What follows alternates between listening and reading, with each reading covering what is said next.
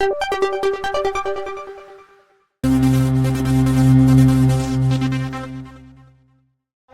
में अनुच्छेद 3 निकाला है ना? क्या है? एक कहानी दिया है इसमें जी।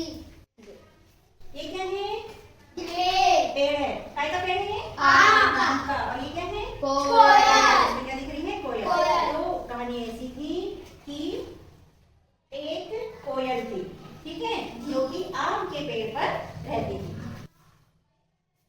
तो पेड़ दिख रहा है, पेड़ पे कोयल दिख रही है।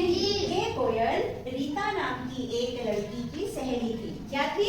रीता नाम की लड़की थी, सहेली थी, दोनों आपस में सहेली थी। और रीता के घर के आंगन में आम का पेड़ था जिसपे कोयल रहती थी।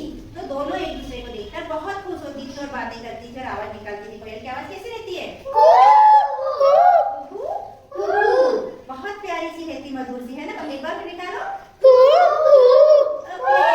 रीता और कोयल दोनों कैसी आवाज निकालती थी? अब क्या हुआ कि एक दिन रीता को कोयल दिखाई नहीं दी, ठीक है? अब जब कोयल दिखाई नहीं दी तो उसने उसको बुलाने के लिए आवाज लगाई, लेकिन फिर भी कोयल नहीं आई। और रीता यह देखकर उदास हो गई। क्या हो गई?